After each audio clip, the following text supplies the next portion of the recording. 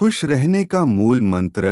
दोस्तों, अगर आप इस कहानी को अंत तक ध्यान से सुनेंगे तो आपको इस कहानी से बहुत कुछ सीखने को मिलेगा। यानी आपके खुश रहने का मूल मंत्र क्या है, तुम्हें यह पता चल जाएगा।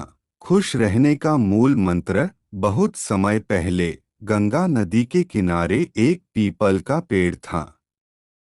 पहाड़ों से उतरती गंगा अपने पूरे वेग से बह रही थी। अचानक पेड़ से दो पत्तियां नदी में गिर गईं। एक पत्ता एक कोण पर गिरा और एक पत्ता सीधा गिरा। जो पत्ता एक कोण पर गिरा हुआ था वह जिद पर अड़ गया और बोला कि आज चाहे कुछ भी हो जाए, मैं इस नदी को रोक कर रहूंगा। चाहे इसके लिए मुझे अपनी जान ही क्यों न गंवानी पड़े, मैं इसे आगे नहीं बढ़ने दूंगा।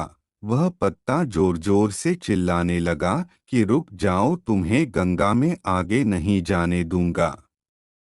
लेकिन नदी अभी भी बह रही थी। नदी को पता भी नहीं था कि कोई पत्ता उसे रोकने की कोशिश कर रहा है।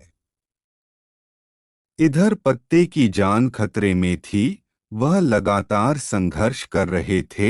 उस पत्ते को नहीं पता था कि बिना लड़े भी उसे उसी जगह जाना है जहां वह थककर हार कर पहुंचेगा। लेकिन अब और तब के बीच का समय उनके लिए दुख और दुख का समय बन गया था।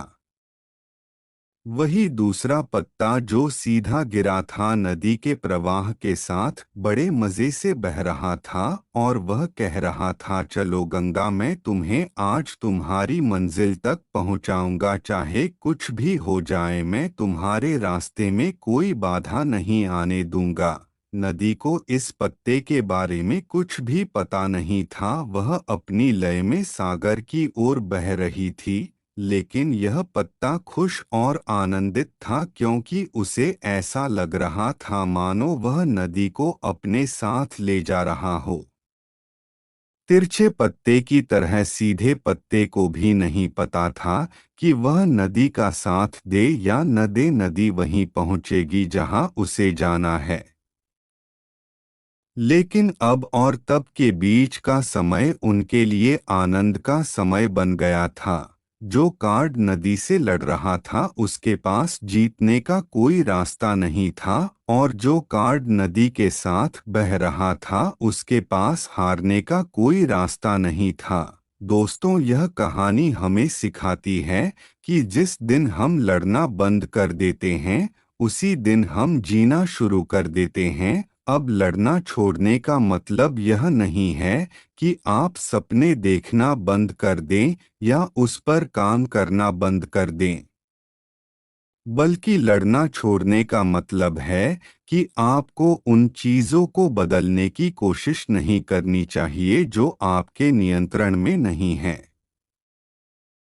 खुश रहने का यही मूल मंत्र है। दूसरों को बदलने की कोशिश में अपना जीवन बर्बाद मत करो, बल्कि खुद को बदलो। दोस्तों, आपको यह कहानी कैसी लगी? कृपया नीचे दिए गए कमेंट बॉक्स में कमेंट करके हमें यह ज़रूर बताएं। इस कहानी को अपने दोस्तों के साथ भी शेयर करें।